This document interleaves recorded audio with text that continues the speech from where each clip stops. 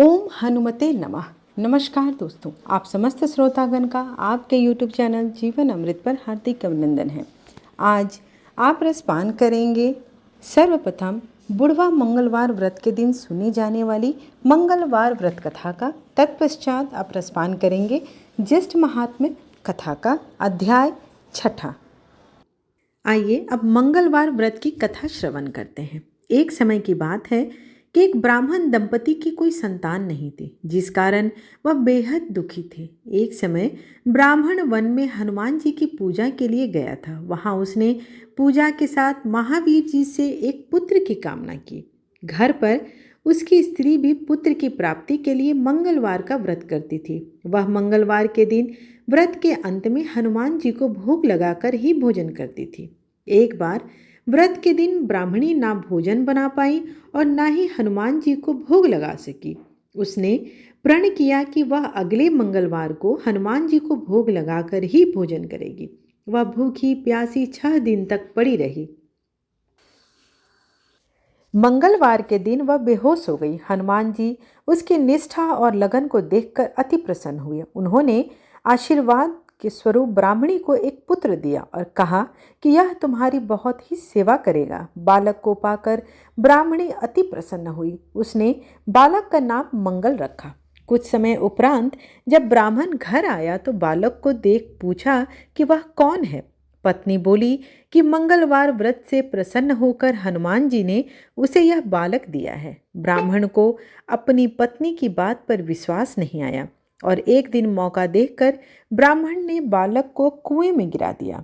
घर पर लौटने के बाद ब्राह्मणी ने पूछा कि मंगल कहाँ है। तभी पीछे से मंगल मुस्कुराकर आ गया। उसे वापस देखकर ब्राह्मण आश्चर्यचकित रह गया। रात को हनुमान जी ने उसे सपने में दर्शन दिया और बताया कि यह पुत्र उसे उन्होंने ही दिया है। ब्राह्मण सत्य जानकर अति प्रसन्न हुआ। इसके बाद ब्राह्मण दंपति प्रत्येक मंगलवार को व्रत रखने लगे। जो मनुष्य मंगलवार व्रत कथा को पढ़ता है या सुनता है और नियम से व्रत रखता है, उसे हनुमान जी की कृपा से सब कष्ट दूर होकर सर्व सुखों की प्राप्ति होती है और हनुमान जी की दया के वे पात्र भी बनते हैं। कुछ वस्तुओं के दान महादान की श्रेणी में आते हैं। अग्नि पुराण के अनुसार 10 महादान ये हैं: सोना, घोड़ा, तिल, हाथी, दासी, रथ, भूमि, घर, वधु और कपिला गाय। वैसे पुराणों में महादान की संख्या 16 गिनाई गई है।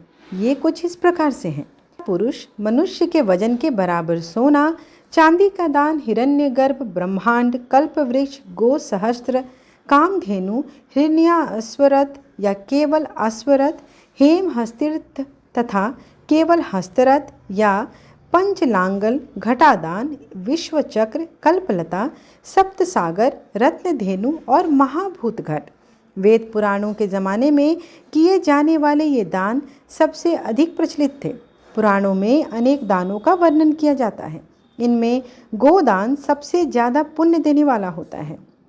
वह महादानों में श्रेष्ठ माना जाता है। वैसे कहा गया है कि सब दानों में पहला दान तुला दान होता है। उसके बाद हिरण्य गर्भदान आता है। तत्पश्चात कल्प वृक्ष का दान भी महत्वपूर्ण है। इसके बाद 1000 गायों के दान को पुण्य देने वाला माना गया है। सोने की गाय, सोने का घोड़ा, सोने के घोड़े के सहित गाड़ी, सोने की हाथी गाड़ी, 5 हल से जोतने योग्य भूमि, 12 संसार चक्र, कल्प वृक्ष, 7 समुद्रों का दान, रत्न की गाय का दान, महाभूतों का दान और हाथियों का दान भी अति महत्वपूर्ण है। शास्त्रों में ऐसा मान्य है कि भरत जैसे राजाओं ने इन दान को किए थे।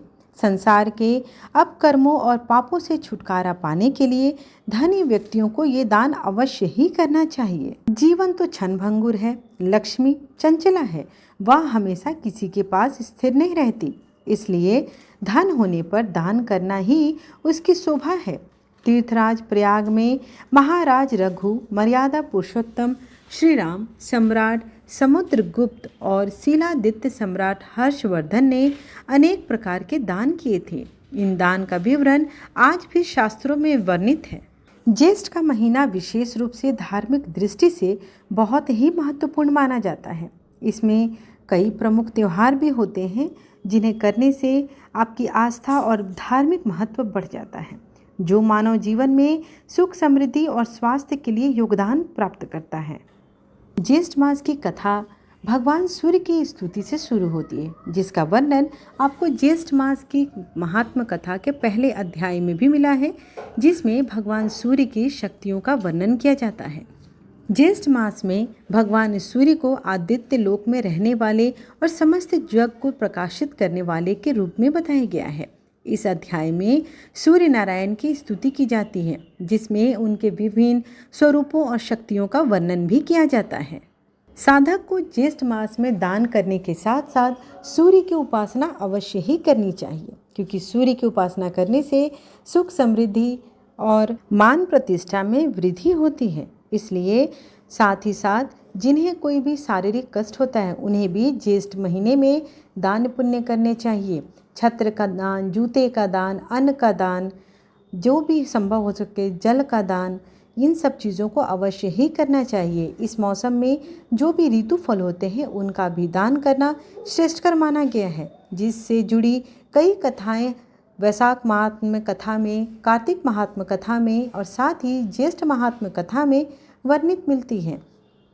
ज्येष्ठ माह में किए गए दान और शुभ कर्मों का कई गुना फल प्राप्त होता है, इसलिए इस महीने को आपको गंवाना नहीं चाहिए। सूर्य की पूजा करने से दरिद्रता भी दूर होती है। इस दौरान आपको सूर्य से जुड़ी कथा का रसपान करना चाहिए, भगवान सूर्य के नामों का जाप करना चाहिए, साथ ही सूर्य रक्षा कवच भी सुननी चाहिए। ज्येष्ठ महीने में ग्रंथों में लिखा है कि ज्येष्ठ महीने में सूर्य देव, वरुण देव और हनुमान जी की पूजा विशेष फलदायी मानी गई है। ज्येष्ठ महातप व्रत का साधना का भी प्रतीक है। जिस तरह सोना भट्टी में पककर और निखरता है, उसी तरह इस मास में जो भी साधक व्रत करते हैं वो भी सोने की तरह ही निखर कर बाहर आते हैं।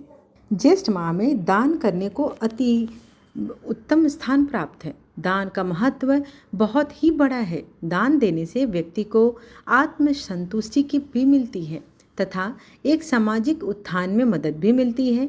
दान देने से अक्षय पुण्य की भी प्राप्ति होती है और पाप कर्मों का फल भी नष्ट होता है। दान विशेष रूप से निस्वार्थ भाव से देना चाहिए।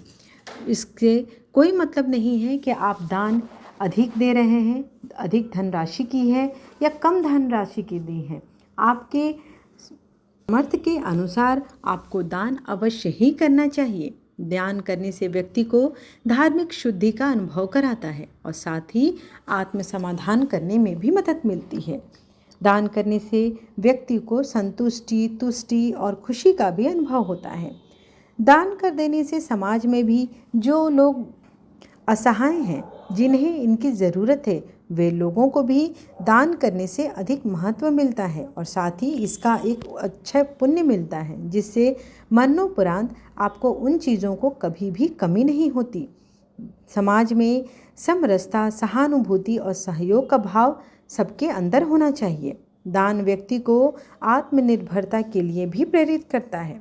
दान देने से व्यक्ति में दूसरे के प्रति सद्भाव और प्रेम बढ़ता है। साथ ही गरुड़ पुराण में भी ऐसा वर्णित है कि दान देने से पुण्य बढ़ता है और साथ ही मोक्ष की प्राप्ति होती है।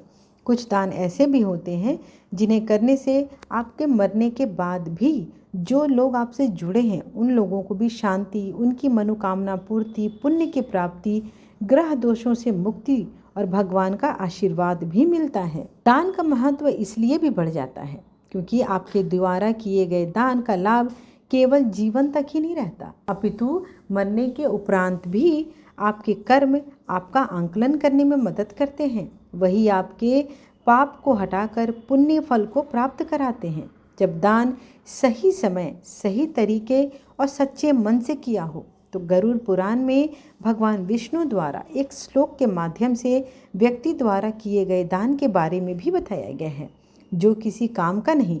ऐसे दान से न ईश्वर प्रसन्न होते हैं और ना ही इसका पुण्य फल प्राप्त होता है। ऐसे में कुछ इस प्रकार से वो मंत्र हैं: दाता, दरिद्र, कृपाणोर्थ युक्ता, पुत्रो विधेय कूजनस्य सेवा। परापकारेषु नरस्य मृत्यु प्रजायते दक्षिणतानि पंच। अर्थात इस श्लोक में बताया गया है कि दान से भले ही आपको पुण्य प्राप्त होता है और ऐसे लोगों से ईश्वर भी प्रसन्न रहते हैं, लेकिन अपने सामर्थ्य अनुसार ही दान करना चाहिए। आमदनी कम हो और बिना सोचे समझे किया गया दान दरिद्रता का कारण भी बनता है। इसलिए दान करने से पहले अपनी आर्थिक परिस्थिति का आंकलन करना भी ज़रूरी होता है। शास्त्रों में ऐसा कहा गया है कि व्यक्ति को अपनी कमाई का 10वां अंश दान करना चाहिए। कोई भी दान जिसे आप दिखावे के लिए किए हैं, जिसे दिखावे के रूप में करते हैं, या दान करने के बाद उसका आप प्रचार प्रसार करते हैं, ऐसी दान किसी काम का नहीं होता। यह दान ही पुण्य कर्म की श्रेणी में नहीं आता। इसलिए कहा जाता है कि दान ऐसा करना चाहिए कि एक हाथ से करे और दूसरे हाथ को पता भी न चले। क्रोध भावना के साथ या किसी भी मजबूर होकर दान करे तो ऐसा दान किसी काम का नहीं होता। वहीं अघाए हुए लोगों को भी कभी दान ना करे। दान किसी ऐसे को ही करे जिसको उसकी आवश्यकता होती है। आशा करती हूँ कि आपको आज की कथा और आज का वीडियो पसंद आया हो। वीडियो पसंद आए तो वीडियो को एक लाइक अवश्य करें और हो सके तो अधिक से अधिक लोगों को शेयर करें। और सब्सक्राइब करने में आपका कुछ नहीं लगता है, इससे हमारा हौसला बढ़ता है।